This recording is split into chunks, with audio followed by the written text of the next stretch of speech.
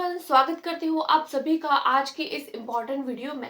आप लोगों के सीटेट के एडमिट कार्ड आउट हो चुके हैं और आप लोगों के माइंड में एक ही क्वेश्चन होगा कि कैसे भी करके हम सीटेट के एग्जाम को फटाफट से क्वालिफाई करें ताकि आने वाले जो अपकमिंग एग्जामिनेशन है उसके लिए आप लोग अपीयर हो सके।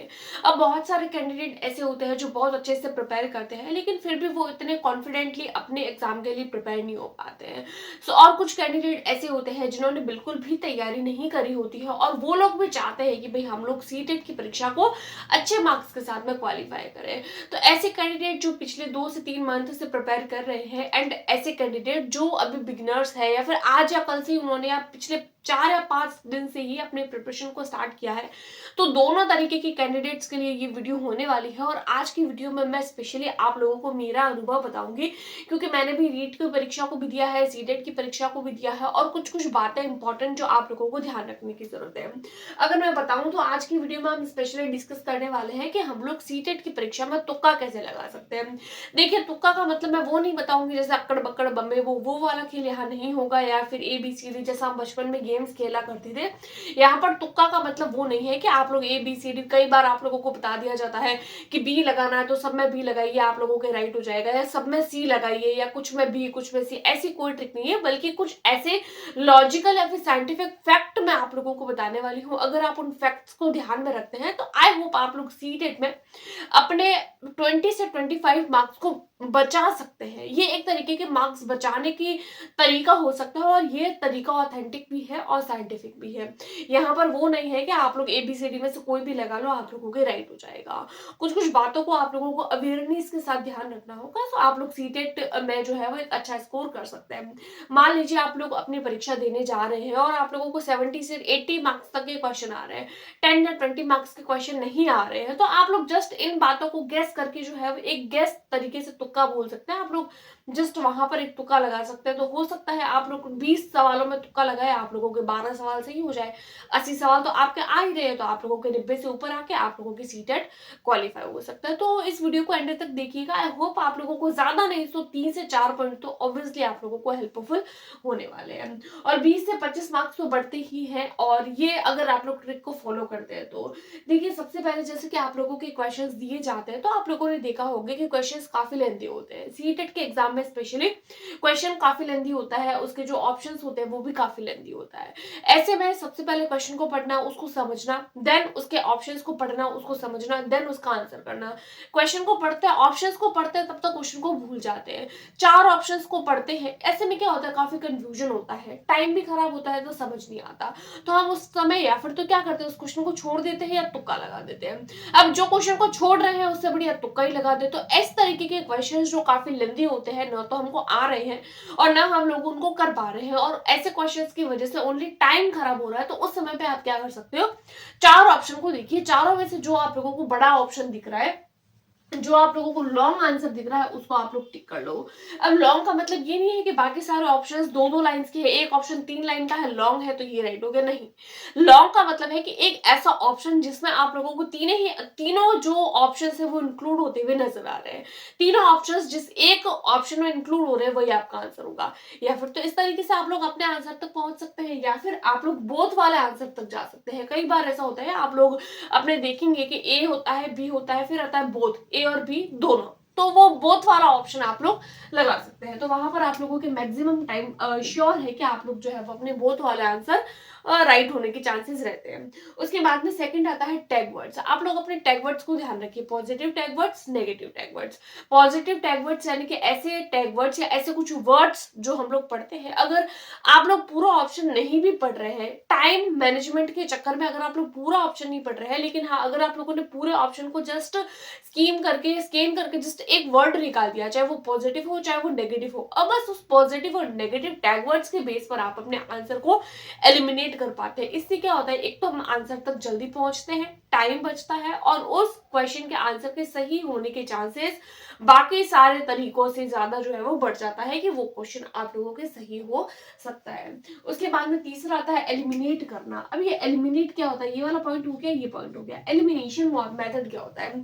देखिए एलिमिनेशन मेथड जो होता है वो काफी अच्छा मेथड होता है। जैसे मान लीजिए आप लोगों ने कोई भी क्वेश्चन पढ़ा, अब आप लोगों को उसका आंसर नहीं आ रहा है, अब आप लोग उसके सही आंसर तक नहीं पहुंच पा रहे हो, लेकिन आपको ये पता है कि ये इसका आंसर नहीं है, सही कौन सा है वो नहीं पता, लेकिन गलत वाला आप लोगों को पता है। अब 4 ऑप्शन दे रखे हैं, 4 में से मान लीजिए आप लोगों को पता होता है कि 2 ऑप्शन तो डायरेक्ट कट जाते हैं, 2 ऑप्शंस में कंफ्यूजन रहती है।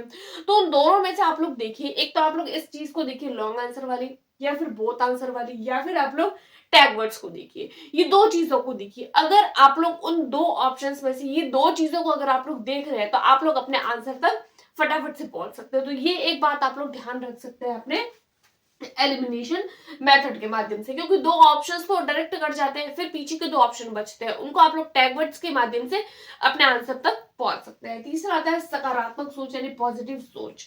जिस क्वेश्चन में आप लोगों को पॉजिटिविटी नजर आ रही है, लग रहा है कि ये बच्चे के कॉन्टेक्स्ट में, बच्चे के लिए, क्लासरूम के लिए, या एज टीचर के लिए, टीचर से भी ज्यादा वो चीज अगर बच्चे के लिए सही है, child centred education, inclusive education, RT, इन सबको फॉलो करते हुए अगर कोई भी ऑप्शन दे रखा है तो वो आप लोगों के ऑप्शन जो है वो राइट होने के चांसेस है। उसके बाद में मोस्ट इंपॉर्टेंट बात आती है आप लोगों के पैसेज वाली, कि पैसेज को आप लोग सॉल्व करते हैं। सबसे पहली बात, लैंग्वेज को सबसे पहले नहीं लेना है। बहुत सारे कैंडिडेट ऐसे होते हैं जो लैंग्वेज को सबसे पहले ही सॉल्व करने बैठ जाते हैं। देखिए लैंग्वेज को अगर आप लोग सबसे पहले सॉल्व करते हैं तो कई बार पैसेजेस इस तरीके के पूछे जाते हैं कि हम लोगों से पैसेजेस सॉल्व ही नहीं होते हैं। तो वो बात का ध्यान रखें, हम लोगों को ऐसी चीजें नहीं करनी है कि आप लोग पहले ही पैसेज को सॉल्व करें। पहले आप लोग सीडीपी करिए, ऐसी चीजें जो आप लोगों को अच्छे से आ रही है, आप लोगों को लगता है कॉन्फिडेंटली कि नहीं मैं कर सकती हूँ और ये मेरे टाइम बचाएगी, तो टाइम बचाने वाली चीजों को पहले करिए। पैसेज काफी ज्यादा समय लेती है, लेकिन हम लोगों को उसमें समय नहीं देना है, समय को बचाना है। कैसे? आप लोगों को सबसे पहले पूरा पैसेज नहीं पढ़ना है, 3 से 4 मिनट उसमें बच जाते हैं। डायरेक्ट क्वेश्चन पे जाना है, जो ग्रामर के क्वेश्चन है उसको डायरेक्ट सॉल्व कर दो, और जो पैसेज के कॉन्टेक्स्ट में क्वेश्चन दिए हैं उसको अपना दिमाग लगा के अलग से सॉल्व करने की कोशिश मत करो कि भाई मेरे हिसाब से ये ऐसा होना चाहिए, क्योंकि वहां पर सीटेट हमारी सोच नहीं मांगता है, सीटेट पैसेज के कॉन्टेक्स्ट में आंसर मांगता है।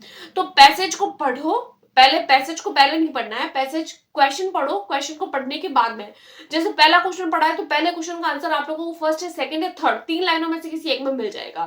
सेकंड क्वेश्चन है तो उसका चौथी, 5वीं या 6ठी लाइन में आंसर मिल जाएगा। तो इस तरीके से आप लोग पैसेज को सॉल्व करो, और जब आप लोग प्रैक्टिस कर रहे हैं ना, प्रीवियस ईयर कर रहे हैं, तो ये चीज आप लोगों को समझ भी आ रही होगी। तो पैसेज को इसी तरीके से सॉल्व करना है, और पैसेज को सबसे पहले नहीं, क्योंकि जो पैसेज होता है, जो लैंग्वेज होती है वो सबसे लास्ट में दी हुई होती है, 4th और 5th पार्ट में लैंग्वेज होती है, तो लास्ट में है तो लास्ट में ही सॉल्व करना है, पहले पैसेज को सॉल्व नहीं करना है, और पैसेज के कॉन्टेक्स्ट में ही आंसर देना है। यूं नहीं है कि भाई ये तो मुझे चीज आ रही है तो मैं डायरेक्ट कर लूं, पैसेज के कॉन्टेक्स्ट में दी हुई है फिर भी मैं मेरे हिसाब से करूं, नहीं, मुझे चाहे ये लग रहा है कि राजस्थान पश्चिम में है, लेकिन अगर उस पैसेज में बोल दिया ना कि राजस्थान पश्चिम में नहीं पूर्व में है, तो हम लोगों को राजस्थान को पश्चिम में नहीं लाके पूर्व में ही लाना है, क्योंकि क्वेश्चन में बोल दिया है, पैसेज में बोल दिया। तो जो पैसेज बोल रहा है वो हम लोगों को सत्य मानना है, वहां पर हम लोगों को अपना दिमाग नहीं लगाना है। पैसेज के समय में आप लोगों को पैसेज के कॉन्टेक्स्ट में आंसर करने हैं।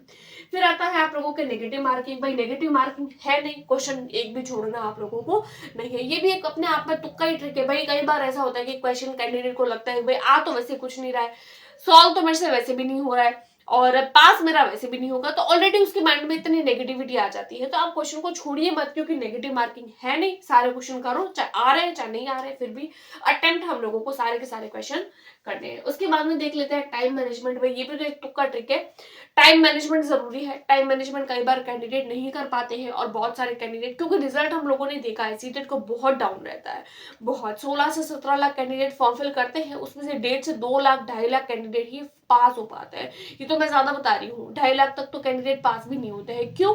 मेन रीजन, पढ़ के तो सब गए थे लेकिन टाइम मैनेजमेंट नहीं कर पाए, क्योंकि पहले वो ऐसी ऐसी चीजें कर लेते हैं, और जो ऐसा पोर्शन होता है, ऐसा पार्ट होता है जिसमें ज्यादा समय नहीं देना है, तो उस चीज में भी वो अपना ज्यादा समय लगाते हैं। तो ऐसी चीजों में वो अपना टाइम खराब करते हैं, और अपने टाइम को खराब करने की वजह से कई बार ऐसा होता है कि वो जो है वो पेपर को सॉल्व करने में ही लगे रहते हैं, पेपर को ही सॉल्व करते रहते हैं, वो अपने ओएमआर शीट तक पहुंचते ही नहीं है। पहुंचते हैं तब तक तो आप लोगों के टाइम खत्म हो जाता है, क्योंकि एक क्वेश्चन के लिए आप लोगों को 1 मिनट का ही समय मिलता है, तो उस 1 मिनट में ही आप लोगों को क्वेश्चन को भी सॉल्व करना है, ओएमआर भी पढ़नी है। लेकिन कैंडिडेट क्या करता है, एक क्वेश्चन के लिए 1 मिनट, यानी ओनली जो है वो क्वेश्चन को ही सॉल्व कर रहा है, ओएमआर की तो भी तो पढ़ना है, ओएमआर के लिए समय नहीं बचाते। तो वो बात को आप लोग ध्यान रख सकते हैं। फिर आता है चाइल्ड सेंटर्ड एजुकेशन, यानी कि ऐसा क्वेश्चन जो बच्चे को सेंटर में रख रहा है, जैसा अभी मैंने यहाँ पर भी बताया, सकारात्मक सोच, जहां पर बच्चे को सेंटर में रखा जाता है, बच्चे की थिंकिंग के बेस पर हम एजुकेशन करा रहे हैं, ऐसा ऑप्शन देखना है जहां पर बच्चा एक्टिव हो, बच्चा जो है वो कोई काम कर रहा हो, बच्चा कोई क्रियाकलाप कर रहा है, बच्चा कोई एक्टिविटी कर रहा है। अगर बच्चा एक्टिव है, बच्चा कोई काम कर रहा है, तो मतलब वो ऑप्शन आप लोगों के सही हो जाएगा और वही चाइल्ड सेंटर्ड एजुकेशन है।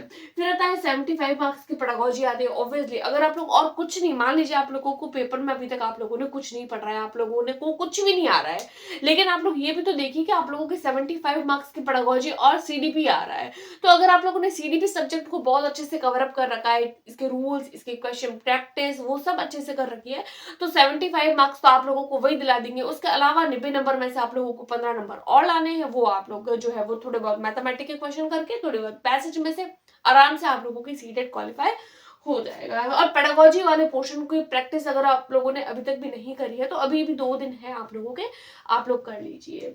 उसके बाद में आता है एक मोस्ट इंपॉर्टेंट बात जो मुझे बतानी है, जो वेरी कंफ्यूजन भी होती है और कई बार कैंडिडेट को समझ में नहीं आती है, और इस वजह से भी कैंडिडेट के मार्क कट जाते हैं। जैसे कि देखिए, हम लोगों को पता है कि इसमें 2 लैंग्वेज आती है, एक लैंग्वेज 1 और दूसरी लैंग्वेज 2। 2 लैंग्वेज आती है। लैंग्वेज 1 जो होती है वो आप लोगों के चौथे नंबर पर होती है, और लैंग्वेज सेकंड जो होती है वो आप लोगों के 5वें नंबर पर होती है। लैंग्वेज 1 होती है, और लैंग्वेज 1 वाले क्वेश्चन जो होते हैं वो 91 से लेकर 120 तक होते हैं। कैंडिडेट को यही कंफ्यूजन होती है, लैंग्वेज 1 के आंसर पेपर में तो कुछ और पढ़ लेते हैं, जो क्वेश्चन बुकलेट होती है उसमें तो कुछ और टिक लगा रहा है, आंसर शीट में कुछ और लगा रहा है। तो ध्यान रखें, लैंग्वेज 1 के आंसर लैंग्वेज 1 में ही भरने हैं, लैंग्वेज 2 के आंसर लैंग्वेज 2 में ही भरने हैं, 1 के आंसर 2 में, 2 के आंसर 1 में नहीं भरने हैं, जो हम लोगों के मार्क्स कटवाते हैं। तो 91 से 120 तक पार्ट 4 जो लैंग्वेज 1, और पार्ट 5 जो लैंग्वेज 2 120 से लेकर 150 तक। उसके बाद में आता है ओएमआर फिलिंग की प्रैक्टिस करना, क्योंकि पेपर ऑफलाइन होना है, और प्रैक्टिस अगर आप लोग ऑनलाइन कर रहे हैं ओएमआर शीट पर, अभी तक भी अगर आप लोगों ने ओएमआर शीट पर प्रैक्टिस नहीं करी है, तो ओएमआर शीट पर आप लोग प्रैक्टिस करिए 2 से 3 दिन, अभी भी आप लोगों के पास में जो इनफ होते हैं ओएमआर प्रैक्टिस के लिए। तो ये कुछ कुछ बातें थी, कुछ कुछ अवेयरनेस। उसके अलावा आप लोगों को अवेयर रहने की जरूरत है कि जो बच्चे के कॉन्टेक्स्ट में हो, बच्चे की भलाई के लिए अगर कोई भी ऑप्शन दिख रहा है कि भाई ये तो क्वेश्चन बच्चे की भलाई के लिए है, और ये कुछ कुछ बातें जो आप लोग ध्यान रखते हैं, तो आई होप आप लोगों को हेल्प करेगी। और ये काफी सारे टीचर्स बताते भी हैं, और ये एक साइंटिफिक तरीका है, ऐसा नहीं है कि ये कोई ऐसा नहीं है कि जस्ट आज ही बैठे और आज ही जो है वो हम लोग जो है वो तुक्का लगा के सीटेट पास कर लेंगे, ऐसा नहीं है। हर चीज का अपना एक पैटर्न रहता है, हम लोग सिस्टमैटिक तरीके से पढ़ भी रहे हैं, पढ़ाते भी हैं, और उसके बाद में जो है वो एक अगर आप लोगों ने अच्छे से तैयारी करी है, तो आप लोग कहीं ना कहीं जाकर जो है वो इस तुक्का टिप को फॉलो कर सकते हैं। सो ये कुछ छोटी मोटी बातें थी, आई होप आप लोगों को पसंद आई होगी, और ऑल द वेरी बेस्ट। आप लोगों के एग्जाम है 14 एंड 15 दिसंबर को, और आई होप आप लोग अपने एग्जाम को क्वालिफाई कर पाएंगे। और आप लोगों की तैयारी कैसी है, कॉन्फिडेंस लेवल कैसा है, वो मुझे कमेंट करके जरूर बताएं। आई होप आप लोगों को हमारी वीडियोस पसंद आई है। चैनल पर पहली बार आए तो सब्सक्राइब कर लीजिए, वीडियो को लाइक कर लीजिए, और अपने दोस्तों के साथ में शेयर करना न भूलें। Thanks for watching.